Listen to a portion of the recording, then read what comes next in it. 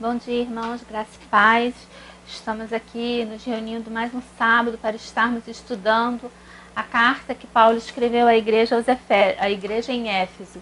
Hoje nós estamos na nossa 13ª aula e vamos estar estudando apenas 5 versículos. Nós vamos estar falando aqui em Efésios 5, do versículo 15 até o versículo 20. Vamos fazer essa leitura então. Portanto, vede prudentemente como andais, não como nécios, e sim como sábios, remindo o tempo, porque os dias são maus. Por esta razão, não vos torneis insensatos, mas procurai compreender qual a vontade do Senhor. E não vos embriagueis com vinho, no qual há dissolução, mas enchei-vos do Espírito, falando entre vós com salmos, entoando e louvando de coração ao Senhor com hinos e cânticos espirituais, dando sempre graças por tudo ao nosso Deus e Pai, em nome do nosso Senhor Jesus Cristo. Esses versículos eu li na Bíblia Shed. Eu vou fazer agora a leitura na Bíblia A Mensagem. Os irmãos poderem observar a forma como o Eugene Peterson ele qualifica contextualizando o texto.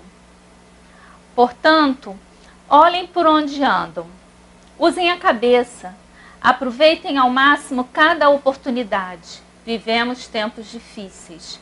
Não se descuidem, tentem entender o que o Senhor quer de vocês.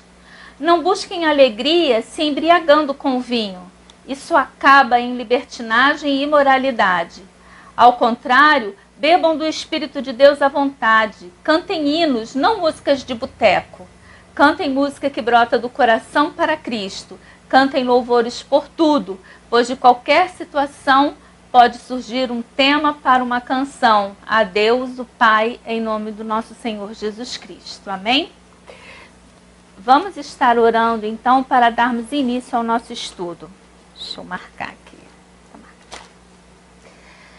Amado Deus, eterno Pai, graças te damos, Senhor, pela oportunidade que temos de estar estudando a Tua Palavra. Senhor, nos dê sabedoria nesse momento, que o Teu Espírito Santo possa estar falando aos nossos corações. Abra as nossas mentes, os nossos corações, para que nós possamos, ó Deus, entender a Tua Palavra. Que nesse momento, ó Deus, possamos gozar de toda a plenitude de entendimento, para que nós possamos, ó Pai, aplicar na nossa vida, no nosso dia a dia, aquilo que o Senhor tem, ó Deus, preparado para nós. Nós te pedimos essas coisas em nome de Jesus, amém. Irmãos, Paulo começa aqui, então, dando uma ordem, Portanto, vede prudentemente como andais, não como nécios, e sim como sábios. Então, nesse versículo, Paulo, ele parte de duas suposições, Ele pressupõe o seguinte, que os cristãos são pessoas sábias e que a sabedoria cristã ela é prática, pois ela nos ensina como devemos nos comportar. Então Paulo vai falar, portanto, vede prudentemente como andais, não como nécios, e sim como sábios. Então os cristãos, eles são sábios e a sabedoria cristã, ela é prática, porque ela nos ensina como viver. E isso, se nós partirmos aqui, desde do versículo 25 do capítulo 4, a gente pode ver porque Paulo vai falando, ali, por isso, deixando a mentira, fale cada um a verdade. Lembra que foi uma coisa que demos há umas 2 ou 3 aulas atrás, quando Paulo sempre vem com uma coisa negativa, mas ao invés dele ficar apenas naquilo que é negativo, que nós falamos na época que seria uma forma de legalismo, Paulo dá a questão positiva. Então ele não vai só dizer, não pequem, Porque é muito interessante, mas se a gente chegar para uma pessoa que não seja crente, você fala assim, o que é ser cristão para você? O que você acha que é ser cristão? A pessoa vai dizer assim, cristão é aquele que não fuma, cristão é aquele que não bebe, cristão é aquele... Vai dar um monte de negativa do que é ser cristão. Mas, no entanto, Paulo aqui, ele trabalha não com as negativas daquilo que o cristão não deve ser, mas Paulo vai trabalhar com o positivo, aquilo que nós devemos ser. Então ele vai dizer, deixem de falar a mentira e falem cada um a verdade. Aquele que roubava, não roube mais, antes trabalhe para ajudar aquele que nada tem. Ele vai falar, não saia da vossa boca palavra torpe, antes saia da vossa boca palavras que edifiquem, não é, conforme a necessidade, não é, de cada um. Então transmita graça àqueles que a ouvem. Então Paulo, ele vai trazer isso e esse é um exercício que seria muito bom se nós praticássemos. E que as pessoas pudessem olhar para nós cristãos não como aquelas pessoas que não fazem um monte de coisa, e sim como pessoas que fazem aquilo que elas realmente devam fazer.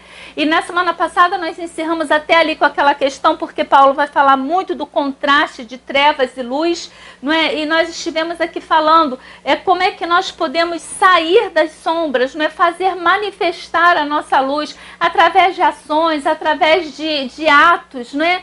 Como que nós podemos realmente, irmãos, ser luz e ser sal? Isso é uma coisa que, fazendo esse estudo, tem me perturbado bastante, porque às vezes a gente fica tão acomodado dentro dessas quatro paredes e a gente acaba ficando de fato legalista, não é? E a gente se depara com tanta coisa que tem acontecido e muitas das vezes a igreja está simplesmente, não é, inerte, inativa. É como se ela não tivesse nada a ver com aquilo que está realmente acontecendo ao redor dela. E na semana passada, não é, quando estudamos, Paulo vai falar, não é, todas as coisas, quando reprovadas pela luz, se tornam manifestas, porque tudo que se manifesta é luz. Pelo que diz, desperta, ó tu que dormes, levante-te de entre os mortos e Cristo te iluminará. Paulo está falando isso à igreja, não é? Levanta-te tu que dormes. Ele está, né, dizendo, ó igreja, você está adormecida, levanta, não é? Levanta-se de entre os mortos e Cristo te iluminará. E hoje nós dando continuidade ao estudo, nós já entramos aqui nesse ponto, quando ele fala, portanto, vede prudentemente como andais. Né? Então, é muito interessante, não é? Eu vou tornar a falar aqui nesse momento, que a gente precisa entender que isso aqui era uma carta e que não tinha separação de versículos, de capítulo, não tinha subtítulo. Então, faça a leitura de forma continuada, porque pegando os últimos versículos da semana passada mais uma vez, né? Mas todas as coisas, quando reprovadas pela luz, se tornam manifestas, porque tudo que se manifesta é luz. Pelo que diz, desperta, ó tu que dormes, levanta-te de entre os mortos e Cristo te iluminará. Portanto, né? Portanto, igreja, eu já pedi que vocês despertem e agora eu vou dizer, vede prudentemente como andais, não como loucos, não como nécios, não é? E sim como sábios.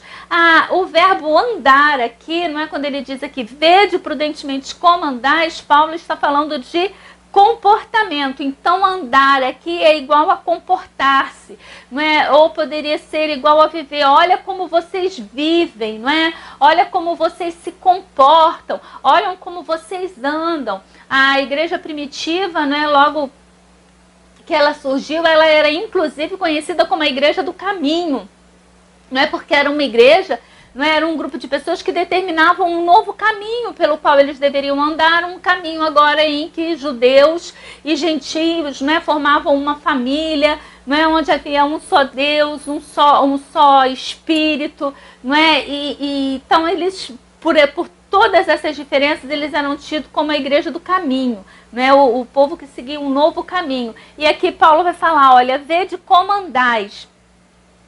Nós falamos diversas vezes ao longo desse estudo a questão da forma como nós não devemos andar.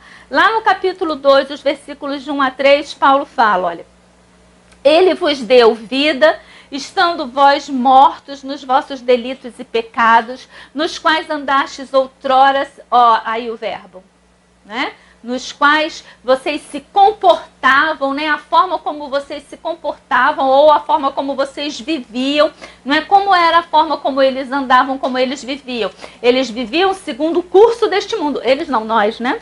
Vivíamos segundo o curso deste mundo, segundo o príncipe das potestades do ar, do Espírito, que agora atua nos filhos da desobediência, entre os quais também nós andávamos, né? Andamos outrora segundo as inclinações da nossa carne, fazendo a vontade da carne e dos pensamentos, e éramos por natureza filhos da ira, como também os demais. Então Paulo está falando aqui, ó, uma forma como nós não devemos andar. Outro texto, não é, que Paulo vai dizer como nós não devemos andar, está lá no capítulo 4, versículo 17. É bom que vocês, não é, marquem lá na Bíblia de vocês como não devemos andar. Aí marca lá Efésios 2, 1 e 3. Efésios 4, 17. Depois eu vou dar os momentos em que Paulo fala como devemos andar. No 4,17, Paulo vai dizer: isto, portanto, digo no Senhor testifico, que não mais andeis como também andam os gentios, na vaidade dos vossos pensamentos. Então Paulo está falando, olha, não vivam, não se comportem como se comportam os gentios, não é? Na vaidade dos próprios pensamentos, não é? Não andem como os pagãos. Agora Paulo, ele não vai dizer só aquilo como a forma como nós não devemos andar, mas ele vai dizer também a forma como devemos andar. E aí está lá no versículo 1 desse mesmo capítulo 4, Paulo vai falar: rogo-vos, pois eu, o prisioneiro no Senhor, que andeis de modo digno da vocação a que fostes chamados, né? Então, andem de forma digna, segundo a vocação com que vocês foram chamados. No capítulo 5, versículo 1, né, ele vai dizer, 1 e 2, ele vai dizer: sede, pois, imitadores de Deus, como filho amado, e andai em amor, como também Cristo nos amou, e se entregou a si mesmo por nós, como oferta e sacrifício a Deus e aroma suave. Né? Andem em amor. E o versículo 8 desse mesmo capítulo 5, Paulo também vai dizer como devemos andar. Ele vai dizer: pois outrora erais trevas, porém agora sois luz no Senhor, andai como filhos da luz. Né? Muito lindo essa sequência. Então, Efésios 2, 1 a 3, né? E Efésios 4, 17 são as formas como nós não devemos andar. E Efésios 4, versículo 1, 5, capítulo 1 e 5, 4, versículo 1, capítulo 5, versículo 1, capítulo 5, versículo 8. Paulo diz como nós devemos andar. Devemos andar como filhos da luz. Não é? E é interessante, irmãos, porque nós tomamos cuidado com as coisas que nos importam. Não é? Com o que nós nos importamos? Não é? Porque ele vai dizer aqui: vede prudentemente, né? Quer dizer, tomem cuidado, prudência, não é? Cuidado. Então ele está falando, olha, portanto, vede, não é? Cuidadosamente como andais, vede como vocês vivem, né? Cuidadosamente como vocês vivem. E aí a gente tem que pensar que a gente se importa, não é? A gente é prudente com aquilo que nos é importante. Aquilo que não é importante na minha vida, eu não dou muito valor, então aquilo ali não tem muito significado para mim. Não é? Você compara, por exemplo, uma relação assim, da mulher e do homem com um carro, né? Pode ser que tenha exceção, mas geralmente para a mulher o carro é um objeto. Né? É apenas um objeto que nos transporta para determinado lugar. Mas se ele puder andar sem álcool, sem combustível, se ele puder andar sem óleo, sem o pneu dele murchar, para a gente vai ser ótimo, porque eu só quero que ele me leve. Eu não tenho muito apego. Né? Já quando você parte para uma relação, né, do homem com o carro, eu vejo meu pai, meu esposo e tantos outros homens, aquilo ali, né, tem todo um cuidado, está sempre prudente com aquele objeto, não é? E meu esposo está sempre me chamando a atenção porque ele diz que eu não sou cuidadosa, eu não tenho cuidado com aquilo. Já por outro lado, nós temos cuidado com outras coisas. O sexo feminino é mais vaidoso, né? Então existe sempre uma tendência da gente dar importância para aquilo que a gente acha, né? Da gente ser prudente com aquilo que a gente acha que é importante na nossa vida. E aqui, a vida espiritual, ela tem que ser importante para todos nós. E nós precisamos ser prudentes, não é? Tomar cuidado com a nossa vida espiritual. E como é que a gente vai tomar cuidado com a nossa vida espiritual? Tendo cuidado com a nossa vida, não é, devocional, cuidando da nossa vida devocional, cuidando, né? Paulo veio aqui, cuidem daquilo que vocês pensam, cuidem daquilo que vocês fazem, não é? Tanto que ele vai falar aqui no capítulo 5, né? A impudicícia e toda sorte de impureza, cobiça, nem sequer se nomeia entre vós como convém aos santos, não é? Nem conversação torpe, nem palavras vãs, chocarrices, coisas essas inconvenientes, antes pelo contrário, deem ações de graça. Então Paulo, ele vem aqui ao longo dessa carta descrevendo, não é, como que nós devemos nos comportar, como é que nós damos essa devida importância, esse devido cuidado. E agora ele vai dizer, olha, portanto, quer dizer, esse versículo 15 vem logo aqui, né, após, desde lá do capítulo 4, versículo 25, que Paulo vem dizendo ali, fazendo diversas exortações à santidade, como que nós devemos andar, aquilo que nós devemos evitar, e após, não é, vir ali fechando, né, todo esse círculo aqui daquilo que nós não devemos fazer, Paulo vai dizer, portanto, não é, vede prudentemente, prestem atenção como é que vocês vivem, como é que vocês andam, não andem como loucos, mas andem como sábios. Aí ele continua falando aqui, remindo o tempo, porque os dias são maus. O que Paulo quer dizer com remir o tempo? Não é? Remir, não é igual a comprar de volta. Lembra do livro de Ruth? Não é que Boaz é o remidor, não é, de Noemi, ele é um remidor de Ruth, porque Ruth era nora de Noemi. Então ele vai ali e ele se oferece para comprar, não é, para poder se casar com Ruth, e dessa forma o filho que eles teriam seria a continuidade dos descendentes dos filhos de Noemi. Então havia essa questão ali do remidor, não é? No Antigo Testamento, dentro do entendimento aqui desses irmãos, eles entendiam perfeitamente que remir, não é como comprar de volta. Ou então nós podemos, existe também um outro significado, não é? Dentro dessa palavra, que seria remir o tempo da escravidão, não é? Quando nós éramos escravos do pecado, não é? Escravos do mal. Então ele está falando aqui, olha, tirem o melhor proveito do tempo de vocês. Então Paulo está dizendo, olha, remindo o tempo, não é? Aproveitando ao máximo as oportunidades que vocês têm, porque antes nós éramos trevas, antes nós vivíamos ali, não é? Fazendo coisas erradas, éramos escravos do pecado. Então ele está falando, olha, comprem, não é, esse tempo que vocês gastaram lá. Então, a partir de agora, vocês vivam da melhor forma possível, vivam da melhor maneira possível, não é? Remindo o tempo de vocês, porque os tempos são maus, não é? E aqui tempo, né? Eu coloquei aqui uma setinha kairos e outra setinha oportunidade. Então aqui o tempo, não é, remindo o tempo, não é, remindo as oportunidades, aproveitando ao máximo todas as oportunidades que vocês têm, porque os dias são maus.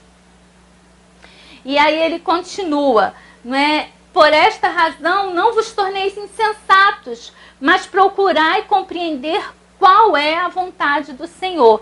Aí eu até peguei o versículo da Bíblia Mensagem e eu coloquei aqui, não é? Porque ele diz, olha, não se descuidem, tentem entender o que Deus quer para vocês, não é? E aqui na Bíblia Shed ele está dizendo, por esta razão, não é? não vos torneis insensatos, mas procurai compreender qual a vontade do Senhor. E na Bíblia há a mensagem: não se descuidem, tentem entender o que Deus quer de vocês. Não é? Isso aqui é muito importante, irmãos, porque muitas das vezes a gente entra numa briga muito ferrenha, querendo impor, não é? A nossa vontade. A gente vê muito isso dentro das igrejas, dentro desse contexto agora, as pessoas determinando aquilo que elas querem, não é? Tem até alguns cânticos, não é, que dizem: me restitui, eu quero de volta o que é meu. Você vai ter se Deus quiser. Se Deus não quiser, você não vai ter, não é? E as pessoas determinam aquilo que elas querem. É muito confuso, porque às vezes eles pegam textos lá do Velho Testamento que tinham uma aplicação para o povo de Israel, aí querem trazer para dentro do contexto, não é? Em que nós estamos vivendo, e não tem, entendeu? É texto fora do contexto, não é? E o próprio Jesus Cristo, ele orou. Como é que Jesus ora na cruz? Né? Qual é a oração de Jesus na cruz? Na cruz não, no Getsêmani, não é? Jesus vai dizer: Pai, se for possível, passa de mim esse cálice. Aí ele continua: mas não se faça a minha, mas a tua vontade. Então, era uma coisa que Jesus queria fazer? Ele está pedindo a Deus que, se fosse possível, se tivesse outra forma, outro meio de salvar a humanidade, use esse meio e me livra disso aqui. Mas eu sei que a sua vontade deve ser superior à minha. Então ele vai dizer: mas não se faça a minha, mas a sua vontade. E a oração do Pai Nosso, não é? Que Jesus também nos ensinou. Como é que Jesus fala? Ele diz: faça-se a tua vontade, assim na terra como no céu. Isso é muito interessante, irmãos, porque em alguns momentos a vontade de Deus ela pode ser alterada, não é? Por meio das nossas orações. Existe questão que é irredutível. Deus determinou que seria daquela forma e vai ser daquela forma. E por mais que a gente ore, tudo que vai vir da parte dele é o conforto para que nós possamos suportar aquele momento. Um exemplo. Ali a questão de Davi com o primeiro filho dele, com o primogênito dele, com Betsaba, não é? Deus havia dito por intermédio do profeta Natan que aquela criança morreria. Quando a criança nasce, que ela fica doente, Davi vai lá, Davi rasga a roupa dele, Davi joga cinza na cabeça, Davi se humilha, Davi ora, mas Deus já tinha determinado que a criança morreria. E a criança morre. Já o rei Ezequias, Deus manda o profeta Isaías ir lá e dizer para o rei que ele ia morrer. Aí o rei vira para o canto, ora, não é?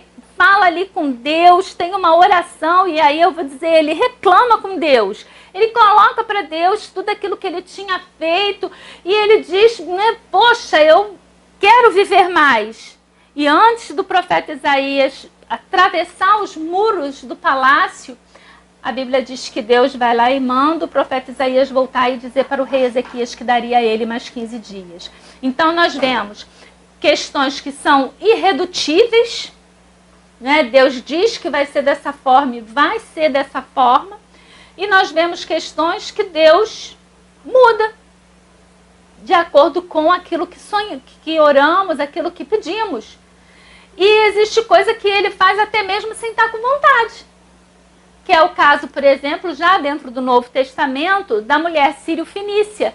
Não é? Ela chega para Jesus, não é? E ela vai clamando atrás de Jesus: Jesus, filho de Davi, tem misericórdia de mim, porque minha filha está miseravelmente endemoniada. Aí os discípulos falam para Jesus: Jesus, atende essa que vem atrás de nós, não é? Porque ela está fazendo muito alvoroço, ela está atrapalhando. E Jesus diz: eu não vim servir senão aos filhos das ovelhas de Israel. Mas aí aquela mulher chega para Jesus, ouvindo o que Jesus diz, ela diz sim. Né? Quando ela chega diante de Jesus, ela fala, Senhor, socorre-me. Aí ele vai e fala, não é bom lançar pão, né? Lançar pão aos cachorrinhos. E aí a mulher fala, sim, mas até os cachorrinhos comem das migalhas que caem da mesa. Então a gente vê que ali ele não estava dentro dos planos dele, né? A princípio não estava, mas aquela mulher ali, ela insiste, ela dialoga, ela defende, não é? E ela tem ali, não é, a sua vontade ali, né, o seu pedido realizado, a sua filha é curada. Mas o apóstolo, ele nos chama a atenção, não é? Que nós não devemos ser insensatos, mas devemos procurar compreender qual a vontade do Senhor. Então nós vimos que a vontade do Senhor, ela pode até, não é, nos atender, não é, dentro daquilo que estamos orando, aquilo que estamos pedindo, mas nós devemos ser, irmãos, prudentes e não insensatos, não é, na nossa forma de orar, de pedir, não é, e de ter aquele tempo ali, né, com Deus. E aí ele entra aqui no versículo 18, não é? Ele vai dizer, e não vos embriagueis com vinho, no qual há dissolução, mas enchei-vos do Espírito. Aqui, Paulo, ele, na carta aos Efésios, lá no capítulo 1, versículo 13, ele vai dizer, em quem também vós, depois que ouvistes a palavra da verdade, o evangelho da salvação, tendo nele crido, foste selado com o Santo Espírito da promessa.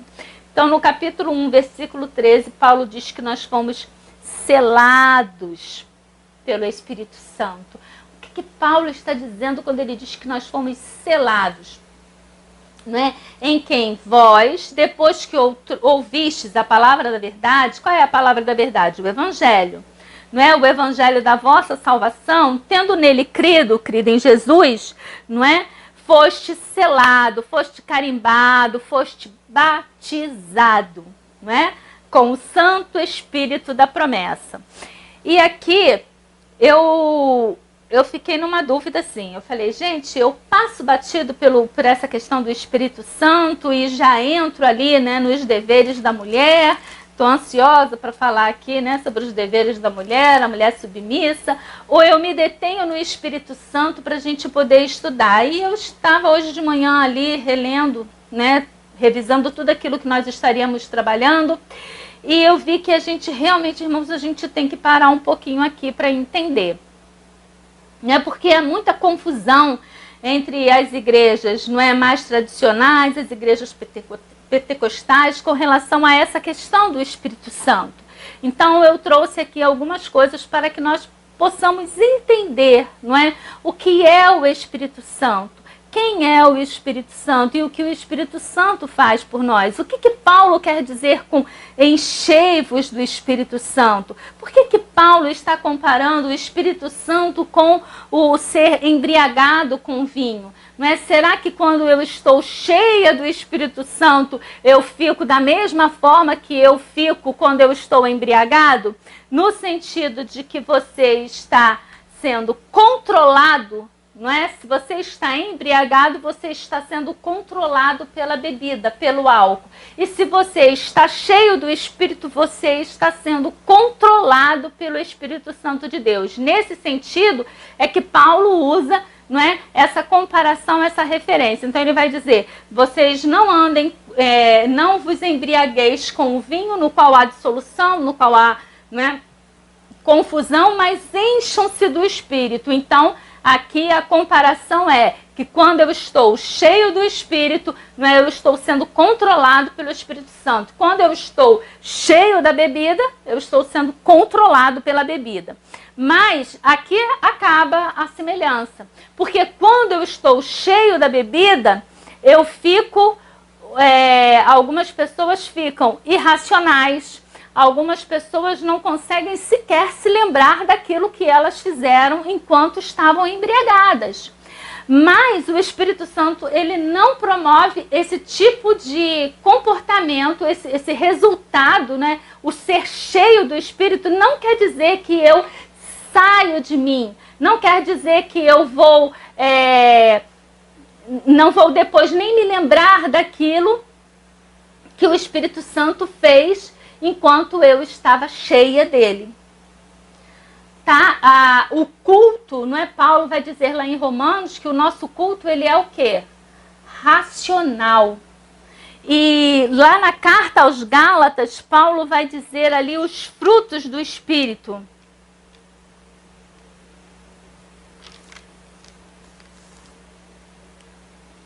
Gálatas 5, 22, 23, Paulo vai dizer aqui quais são os frutos do Espírito. Vamos ler lá. Gálatas 5, versículos 22 e 23. Mas o fruto do Espírito é amor, alegria, paz, longanimidade, benignidade, bondade, fidelidade, mansidão, domínio próprio. Contra estas coisas não há lei. Então, ser cheio do Espírito Santo é estar cheio dos frutos do Espírito Santo. Não é? É estar ali, não é? É estar repleto de amor, de alegria, paz, longanimidade, benignidade, bondade, fidelidade, mansidão. E aqui vem, domínio próprio. Então, o culto, ele é racional. E o crente, um dos dons do Espírito, um dos frutos, não é, do Espírito Santo, é você ser, você ter o domínio próprio. Então, essa questão assim de você, eu estou recebendo o Espírito Santo aqui, eu estou cheio do Espírito Santo, e aí você começa numa irracionalidade, né? Como a gente vê aí as pessoas desmaiando, pessoas caindo, né? Efeito dominó, cai um, cai lá uma leva, não é? Efeito do riso, as pessoas rindo sem eira nem beira, não é? Recebendo a unção do riso, recebendo a unção, não é? Da cusparada. Nada disso faz parte, irmãos. Isso são questões de heresias, não é? São realmente coisas que não estão aqui dentro do contexto bíblico, não é? Nós não achamos respaldo para essas coisas. Então, sempre que você vê alguma coisa que foge do racional, você dá um passo atrás para você analisar melhor todo o quadro daquilo que está acontecendo. Lembre-se sempre que o culto a Deus, ele é racional e que um dos frutos do Espírito é ter domínio próprio, tá? Então, Paulo, ele vai nos dizer, lá no capítulo 1, que nós fomos selados, ou seja, que nós fomos batizados pelo Espírito Santo. No capítulo 4, versículo 30, Paulo vai dizer que nós não devemos entristecer o Espírito Santo, no qual nós fomos selados para o dia da redenção. Então, no capítulo 1, ele diz, vocês foram selados. No dia da conversão de vocês, vocês foram selados. Então, você recebeu o Espírito Santo naquele momento da sua conversão. Então, se alguém perguntar para você, você foi batizado, você já foi batizado no Espírito Santo? Já. Se você crê em Cristo como seu único e suficiente Salvador, você foi batizado no Espírito Santo. Porque Paulo está dizendo aqui no versículo 13 do capítulo 1, em quem também vós, depois que ouvistes a palavra da verdade, o evangelho da salvação, tendo nele também crido, fostes selados com o Espírito Santo. E agora Paulo vai dizer no capítulo 4, versículo 30, não entristeçais o Espírito Santo, no qual fostes selados para o dia da redenção. Mas agora Paulo está dizendo que nós devemos ser cheios do Espírito Santo. Então ele está falando de outra coisa, tá? Eu posso, irmãos, ter recebido o Espírito Santo, né? Eu posso ter me convertido e posso não ser cheia do Espírito Santo. Eu me converti, mas eu não busco. Não é? Eu não busco andar aqui, fazer as obras, não é, da luz. Eu vivo ali com o meu pé cá, com o meu pé lá. Né? Ou outros exemplos, uma pessoa que se converteu e logo depois ela morreu. Ela não teve nem tempo de buscar ser cheia do Espírito Santo. Não é? Então, são várias questões. Eu queria que os irmãos entendessem que são duas coisas diferentes. Você ser selado, você receber o Espírito Santo, né? E você ser cheio do Espírito Santo. Ser cheio do Espírito Santo é aquilo que Paulo está falando ali, olha. Vede prudentemente como andais, não é? Não como loucos, ou seja, busquem o Espírito Santo, não se embriaguem com vinho, mas encham-se do Espírito Santo. É dentro desse contexto que Paulo está aqui falando. Paulo está dizendo que nós devemos ser cheios, não é?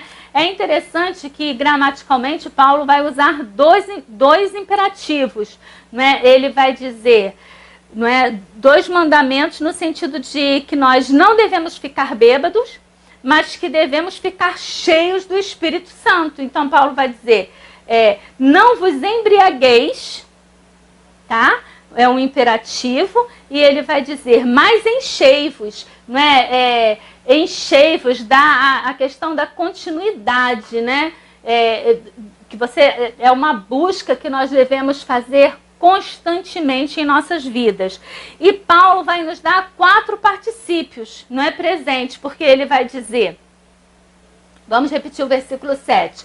Por esta razão, não, versículo 18. E não vos embriagueis, um imperativo, não é, com vinho, no qual há dissolução, mas enchei-vos, o segundo imperativo, não é, do Espírito. Aí Paulo vai dizer 4 particípios presentes, falando entre vós com salmos, entoando e louvando de coração, falando, não é, cantando está aqui embaixo, né? Então, falando entre vós com salmos, entoando e louvando de coração ao Senhor, com hinos e cânticos espirituais, não é? Dando graças, não é? Dando sempre graças por tudo ao nosso Deus e Pai, em nome do nosso Senhor Jesus Cristo. E ele vai dizer aqui, sujeitando-vos uns aos outros no temor do Senhor, que nós vamos estar estudando na semana passada. Então, Paulo dá 2 imperativos e 4 particípios presentes. Então, quais são os nossos deveres? Nós não devemos beber e nós devemos ser cheios. Quais são as consequências de nós não bebermos o vinho, né? Não nos embriagarmos e sermos cheios do Espírito Santo? Está aqui, as consequências são os 4 particípios. Nós vamos falar, não é, entre nós, entre vós com salmos, não é, entoando hinos e louvando a Deus de coração. Nós vamos estar sempre dando graças a Deus por tudo aquilo que nos acontece e nós vamos saber nos sujeitarmos uns aos outros, não é?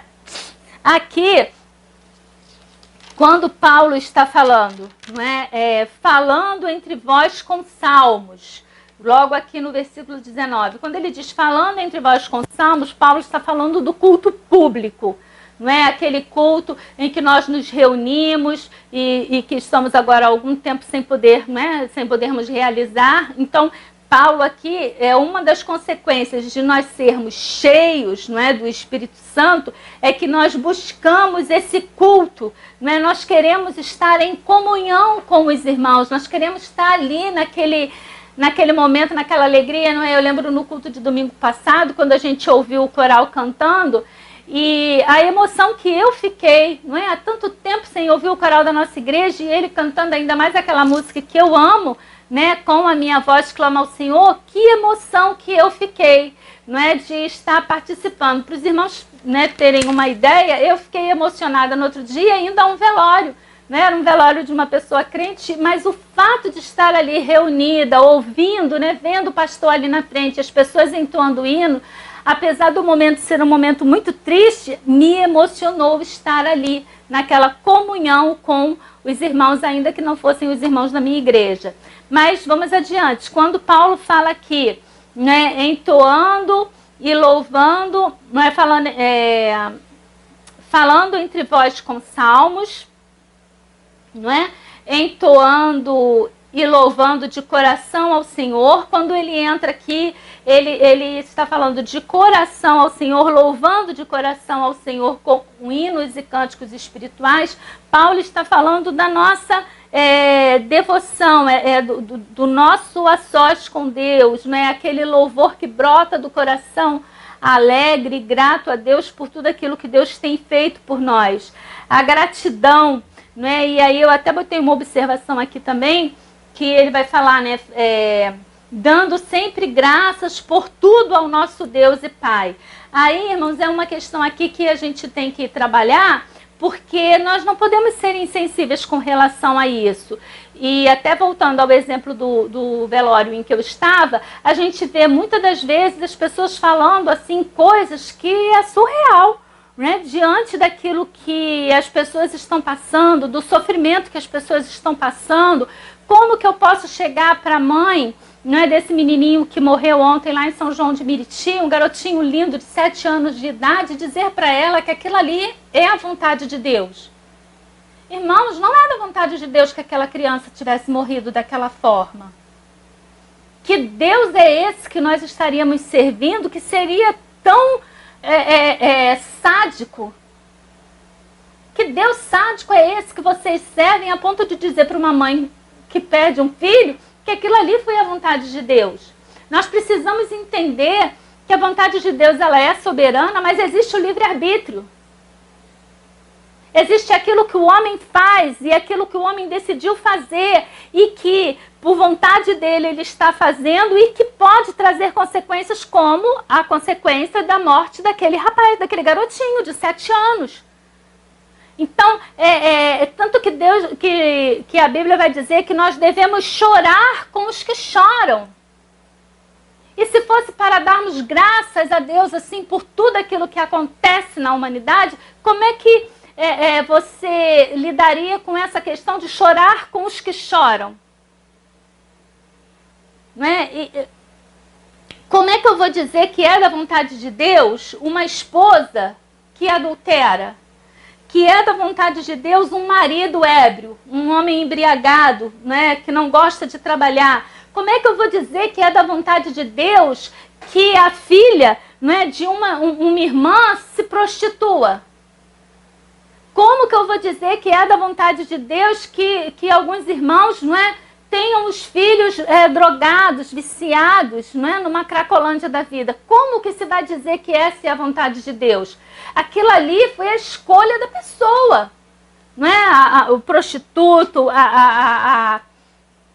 o ébrio, a que pratica o adultério, é a vontade da pessoa, não é? É o livre-arbítrio e não a vontade de Deus. Então, agora, nós não discutimos com Deus, não é, o sofrimento, nós confiamos em Deus, não é? E devemos agradecer as providências em meio à dor. Se você parar para pensar, por exemplo, nesse momento que nós estamos vivendo agora de pandemia, para pensar em todas as coisas. Tudo bem, é uma situação, irmãos, assim, 60 mil mortos, não é? Aqui no Brasil. O Rio de Janeiro já passando de 10 mil mortos. O Rio de Janeiro, não é, por milhões de habitantes, ele já tem um número superior às mortes que ocorreram na Alemanha, às mortes que ocorreram na Itália. Então, assim, como é que você vai dizer assim, como é que eu posso ver coisa boa nisso aí? Mas para pensar nas providências que Deus tem realizado na sua vida, na vida da sua família nesse período de pandemia. Para pensar naquele telefonema que você não esperava, naquela oferta que você não esperava. Quantas bênçãos Deus proveu a você e a sua família nesse período que nós estamos passando. Aí eu vou dizer, não, a vontade de Deus, essa pandemia é porque o homem é pecador, porque isso, porque aquilo. Olha, irmãos, até onde eu sei, cai lá na ação do homem. Deus pode acabar com a pandemia de uma hora para outra? Pode. E nós oramos pedindo a intervenção dele. Mas ore de forma sensata e agradeça a Deus por tudo aquilo que ele tem, não é, corroborado, tudo aquilo que ele tem providenciado, mesmo em meio a tanta dor. Nós estamos chorando com os que choram, não é? Mas estamos também vendo as bênçãos de Deus sobre a vida de muitas pessoas e podemos nos alegrar, não é, nas providências, no cuidado que Deus tem para cada um de nós. E eu botei aqui que quando nós observamos a providência de Deus em meio à dor, isso é louvar a Deus, porque Deus é Deus. Né? Como diz aquele cântico, se Deus fizer, Ele é Deus, se não fizer, Ele é Deus. Se a doença vier, Ele é Deus, né? Se eu for consumido pela doença, Ele também é Deus. Então, é louvar a Deus. Eu acredito em Deus, acredito na vontade soberana de Deus. Não é? E acredito que a minha vida está nas mãos dele. Então, aquilo que acontecer na minha vida foi porque Deus permitiu. Agora, ser grato por desgraça, isso é zombar, não é, de quem está sofrendo. Né? Se eu digo para uma pessoa, não, você sofreu essa perda, mas você tem que ser grato, porque isso aí veio... Isso aí é zombar. Zombar não é de quem está sofrendo. Mas eu queria voltar aqui para nós falarmos um pouquinho dessa questão do Espírito Santo.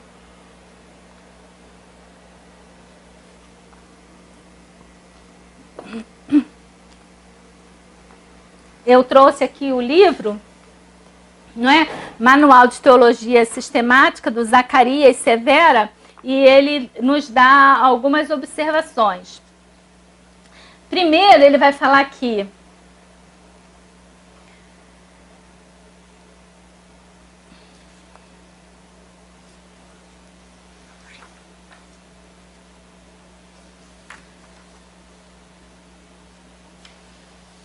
Primeiro, eu gostaria de passar para vocês algumas referências, não é, do que, quando a gente diz que o Espírito Santo, ele é um ser pessoal. O Espírito Santo é a terceira pessoa da Trindade. Então, o Espírito Santo, ele não é um vento. O Espírito Santo não é algo líquido, não é? Quando eu digo ser cheio do Espírito Santo, não é nesses sentidos, não é? Pode até parecer, em cheios você imagina logo líquido, não é algo que está sendo ali, não é, que vai preencher, não é? A ser cheio do Espírito é realmente a questão do preenchimento, a minha vida, né, ser preenchida pelo Espírito Santo, mas não é nada líquido, não é nada gasoso. Não é? Quais são as referências bíblicas que nos mostram que o Espírito Santo é um ser pessoal? Não é? Primeiro, o Espírito Santo tem as propriedades básicas de uma pessoa. Quando nós abrimos lá em 1 Coríntios 2, 10, 12, diz que o Espírito Santo, ele tem inteligência, não é? Ele tem consciência própria, ele tem autodeterminação, 1 Coríntios 12, versículo 11. Ele tem consciência moral, Gálatas 5, versículos 16 e 17. Essas qualidades são próprias dos seres dotados de personalidade e não de animais ou de coisas como ar, fogo, vento e luz. Tá? Por isso a Bíblia diz que o Espírito Santo é um ser pessoal.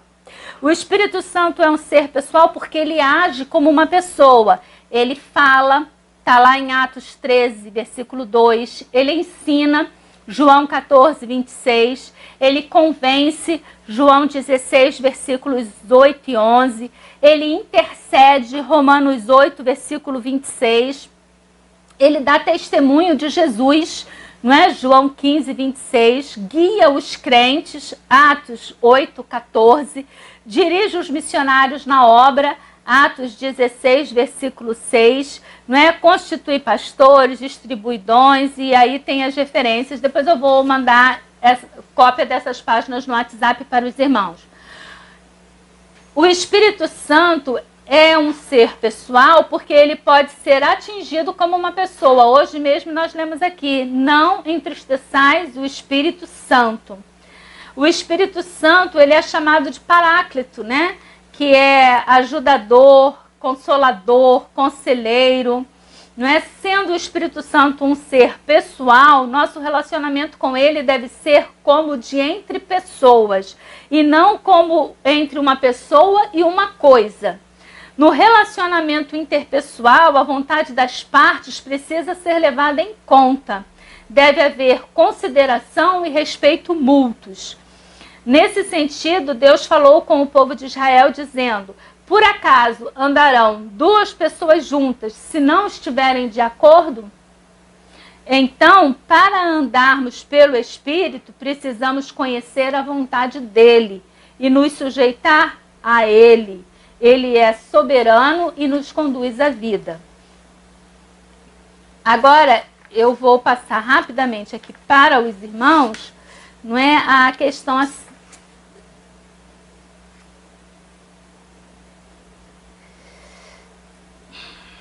Eu tinha botado aqui,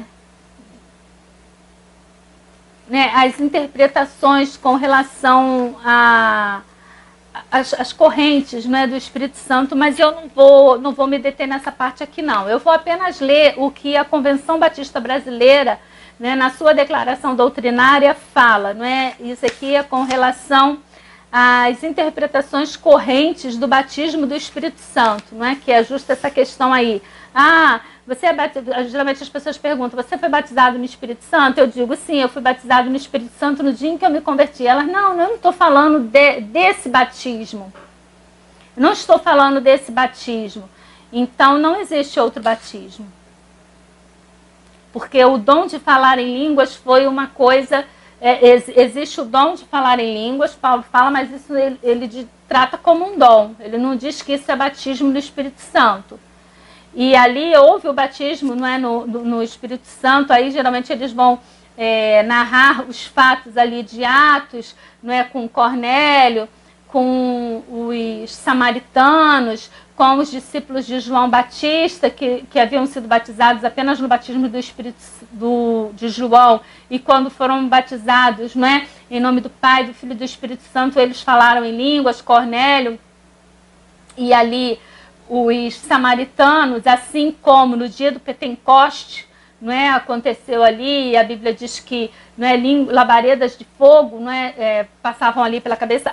Foram eventos, irmãos. No dia do Pentecoste havia a necessidade ali de ser materializado, caracterizado, que aquele era o dia em que o Espírito Santo estava descendo. Jesus, ele disse, olha, não se afastem, né? Fiquem em Jerusalém até que desça sobre vós, até que eu envie o meu Espírito, né? Até que eu mande o meu Espírito sobre vocês. Então, naquele dia ali, né, quando Pedro está ali reunido e ele vê aquelas labaredas e as pessoas falando e se entendendo, Pedro levanta e fala, olha, está se cumprindo a profecia do profeta Joel.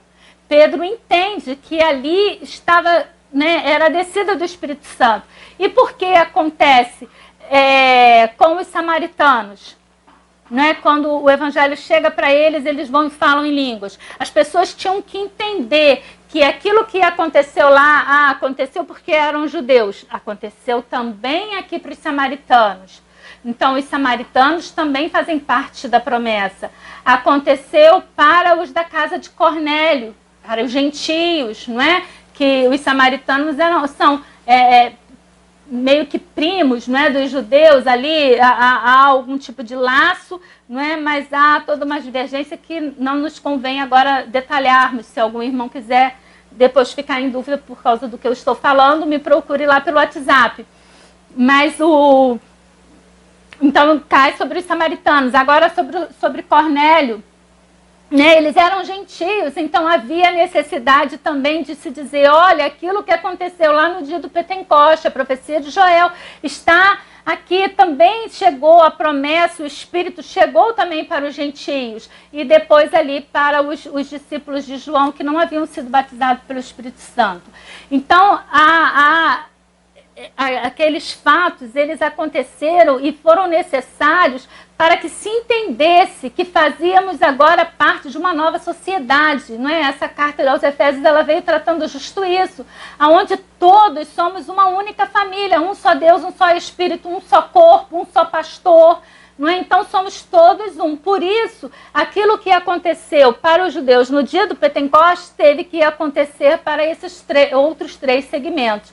Agora, assim como a morte de Cristo na cruz, ele morreu uma vez pelo pecado de toda a humanidade, a descida do Espírito Santo se deu ali, e agora não há mais, irmãos, eventos tais como aquele.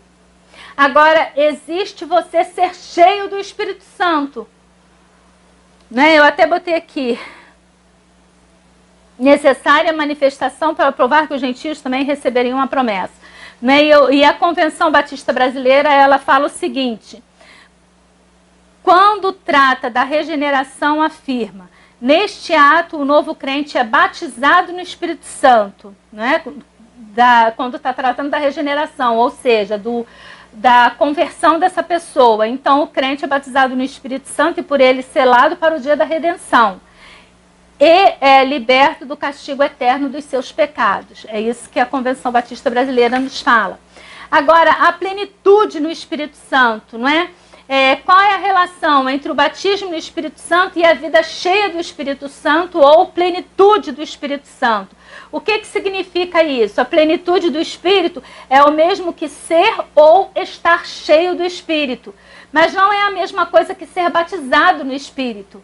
Você é batizado no Espírito quando você aceita Cristo. Não é? E ele vai falar, temos vários exemplos dessa plenitude no Novo Testamento. Né? E ele vai dar aqui, eu vou trabalhar justo com Efésios 5, versículo 18, que é o que nós estamos trabalhando. Não vos embriagueis com vinhos, no qual há dissolução, mas enchei-vos do Espírito. Então há, não é, uma outra questão aqui com o Espírito. Você é batizado pelo Espírito, isso é uma coisa. Agora, eu sou cheio do Espírito, isso aí é uma outra situação. John Stott, ele fala o seguinte, que o primeiro, não é, o ser cheio, né, ou enchido do Espírito é uma característica normal. Era uma característica normal de cada cristão dedicado. Não é? E ele vai citar aqui o caso dos 7 homens de Atos 6, versículos 3 e 5, de Barnabé, Atos 11, versículo 24, e os recém-convertidos de Antioquia. Agora, a expressão indica uma capacitação para o ministério ou carga especial, ser cheio do Espírito Santo, que foi o caso de João Batista, né? E das palavras que ele disse de Ananias e Paulo. Existe também ocasiões em que a plenitude do Espírito foi concedida para equipar, não tanto para um cargo vitalício como apóstolo ou profeta, por exemplo, mas para uma tarefa imediata, especialmente numa emergência. Foi o que aconteceu com Zacarias antes dele profetizar em Lucas, não é, 1, versículos 5, 8, quando ele, não é, está ali no templo, com o grupo de cristãos em Jerusalém e em face da perseguição, Atos 4, 8, 31, e com Estevão antes dele ser martirizado. Não é? Agora, qual é a necessidade, não é, da plenitude do Espírito Santo? Qual é a necessidade de sermos cheios do Espírito Santo? Por que preocupar-se em buscar uma vida cheia do Espírito? Qual é a sua importância? E aí ele nos dá 3 razões pela qual nós devemos buscar, não é, essa plenitude de sermos cheios. Primeiro, porque é um mandamento de Deus para o cristão. Está aqui em Efésios 5, versículo 18. Né? Não vos embriagueis com vinho, mas enchei-vos do Espírito. Em segundo, é o único meio de ser espiritual. O cristão tem lutas espirituais. Efésios 6, versículo 12, ele vai falar: porque a nossa luta não é contra sangue e carne, mas sim contra os principados e potestades, contra os dominadores deste mundo tenebroso, contra as forças espirituais do mal nas regiões celestiais. Então, ele vai dizer que é o único meio de ser espiritual. O cristão tem lutas espirituais, ele tem um inimigo interno que é a sua natureza carnal, o velho homem, o homem caído, não é? Que precisa ser abandonado. Então, se nós não buscarmos, irmãos, sermos cheios do Espírito Santo, esse velho homem nasce, ressurge, né? Assim como um fênix das cinzas, ele vem novamente e ele nos enche. Ao invés de sermos cheios do Espírito, nós vamos ser cheios das nossas próprias vontades, não é? Cheios ali como filhos da ira, como tratamos ao longo dessa carta. Em terceiro lugar, não é? Por que nós devemos ser cheios do Espírito Santo? Porque é a condição para o cumprimento da missão. A missão cristã é servir na causa do Evangelho, com os dons que Deus lhe deu. Mas se não tiver uma vida cheia do Espírito, nós não teremos condição de servir a Deus como convém. Porque aí não sou eu, não é o Espírito que está fazendo, não é? Mas sou eu quem estou fazendo.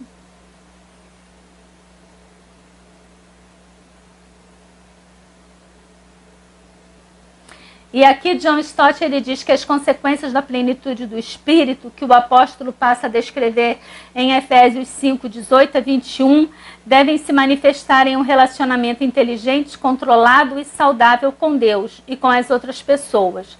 E nós estaremos justo entrando, não é, nessa questão aqui na nossa próxima aula, quando nós estaremos aqui, a partir do versículo 21, ele fala, sujeitando-vos uns aos outros no temor de Cristo. E aí nós vamos entender por que é tão importante ser cheio do Espírito, buscar essa plenitude, porque aí ele vai falar dos relacionamentos entre marido e mulher, o relacionamento entre pais e filhos, o relacionamento com os empregados, com o patrão, e ele vai tratar todos esses pontos. Não é, que se nós não estivermos cheios do Espírito, realmente fica muito difícil, não é, de atendermos aquilo que a palavra de Deus nos concerne. Irmãos, eu agradeço, não é, peço desculpa se ficou um pouco chato pelas leituras que eu fiz aqui, mas eu achei muito importante nós estarmos trabalhando esses pontos. Gostaria de pedir que você, não é, ao terminar de assistir o vídeo, você dê o seu like. Se você não é inscrito, você se inscreva no canal, que você envie esse estudo para os seus amigos, não é, familiares, para os seus amigos, membros da igreja que você sabe que não estão participando.